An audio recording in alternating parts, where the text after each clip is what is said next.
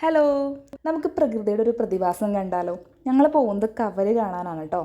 ഇത് കാണുമ്പോൾ നിങ്ങൾ വിചാരിക്കും പള്ളിപ്പെരുന്നാളാണെന്ന്. ഇത് 4 മണിക്കാറ്റ് തൃശ്ശൂർ ജില്ലയിലെ ചാവക്കാടാണ് ഈ സ്ഥലം വരുന്നത്. കവര് കാണാൻ ഇവിടെ വരേണ്ട ആവശ്യമുണ്ടോ എന്ന് നിങ്ങൾക്ക് തോന്നിയേക്കാം. ഇവിടെ വന്നതിന് വേറൊരു പ്രത്യേകത കൂടി ഉണ്ട്. കയാക്കിംഗ് ചെയ്തുകൊണ്ടാണ് നമ്മളിവിടെ കവർ എക്സ്പീരിയൻസ് ചെയ്യാൻ പോകുന്നത്. ഇവിടുത്തെ ടൈം വരുന്നത് രാത്രി 8 മണി മുതൽ 12 മണി വരെയാണ്.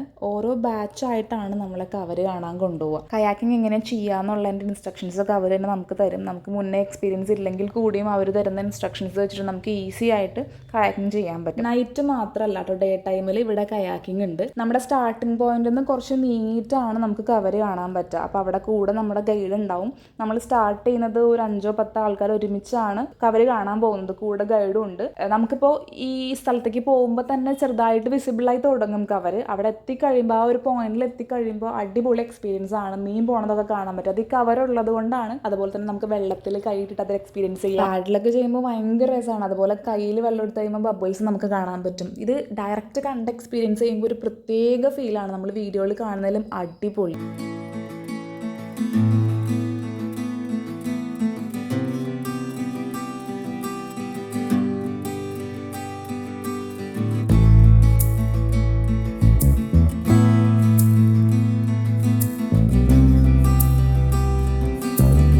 ലൈറ്റുള്ള സ്ഥലമാണെങ്കിൽ കവർ അത്രയ്ക്ക് വിസിബിൾ ആവില്ല.